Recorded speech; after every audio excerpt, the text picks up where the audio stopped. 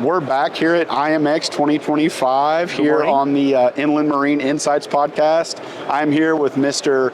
Tije Vos. Did I say it correctly? All right, you get close enough. You get an 8 out of 10. Okay, I'll take an 8. I was a B student, so I'll take an 8. Thank you very much. Tije, you're the commercial director at VSTEP. Is that correct? Yeah, that's 100% correct. Yeah. Could you give us kind of just a quick intro over VSTEP, kind of what you do? Yeah, absolutely. And, So at VSTEP we produce maritime simulators, which are educational devices to train future mariners or current mariners and assess their competences. We do that based out of our Rotterdam headquarters, and at the moment we roughly have 600 simulators operational globally in all maritime spaces. But one of our focus areas is inland industry. So in Europe, there's roughly the same gross tonnage of inland transport, and the same challenges with educated employees on board of the vessels. And there we become market leader on inland simulators, specifically designed for inland operations. Wow. So the bridge design and everything that need is focused on a single man operated situation.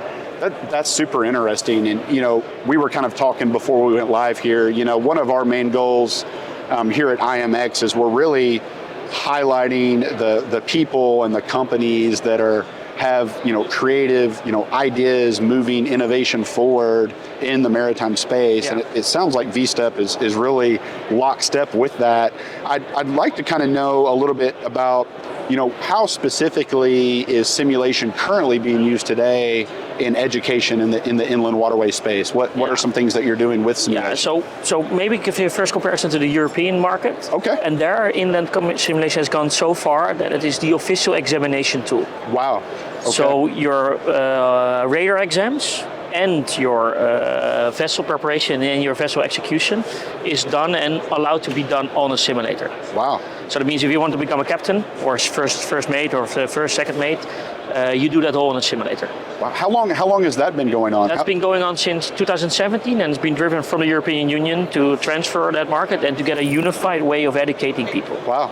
And that's also one of the reasons why we're now here on IMEX, is to understand what can we do in the US space, where we see similar challenges for inland education, and we see similar challenges with employees. So we're discovering that here. Wow, that's awesome. What insights or impact have you noticed with simulation training, like on its effects with just general crew safety and readiness? I imagine there's some efficiency that you can gain from simulation-based training versus other maybe legacy type-based trainings. Yeah, absolutely. So there's quite a recent research out of the Gothenburg Maritime University that has proven that simulation is 7 times more effective and efficient than traditional training. Wow. There are some downfalls, right, to a simulator. You don't feel the moving of the ship, you don't feel the vibration of the engine, but it gives you a very safe space to train your crew and to validate certain competences they have.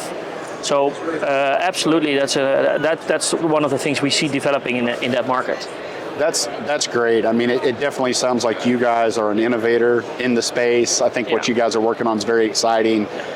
For those attending IMX, any other kind of parting words that you would like to share with folks here and what you guys got going on at VSTEP? Party words. You call them party words? Parting words, sorry. Okay, good. Party words. I can also share some party words if you want. But I can too. We might have to edit those out. No, so I'm very interested to understand in how this US market is developing and what introductions are coming. And that's also very excited to talk with you today to understand, because you work with the people directly that are on board, and we're interested to see how that's transforming, and I'm also interested to understand how the competences are changing and what new technology introductions do on board. Sure.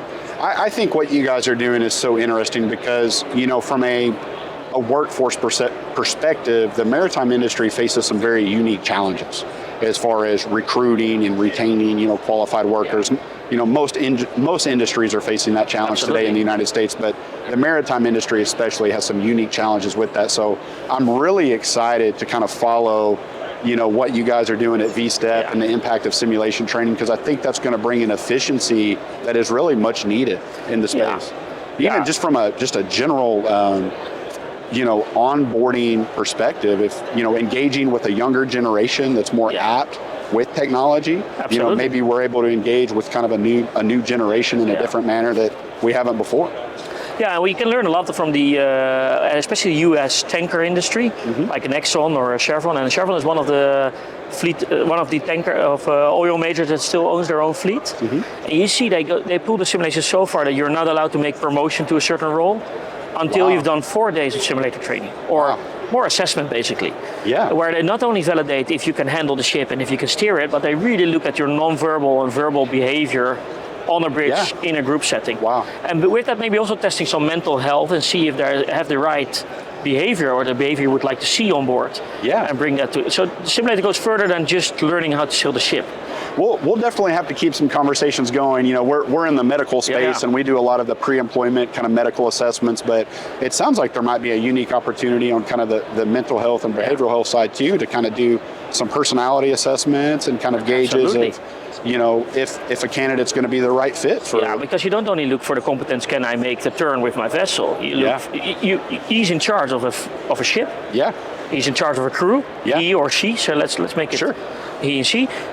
He's in charge of the fleet and the crew, and you expect more competences and behavioral aspects from them than just being able to handle the ship. Absolutely.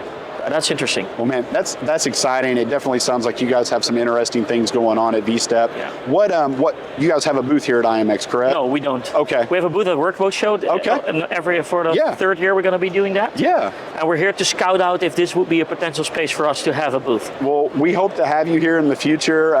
What's the best way for folks to connect with you if they want to learn more about kind of what you guys got going on at VSTEP? Call me on my cell phone. Okay. That's the best way. No, we have a website, VSTEPsimulation.com. Of course, we're live on the LinkedIn's and the social medias.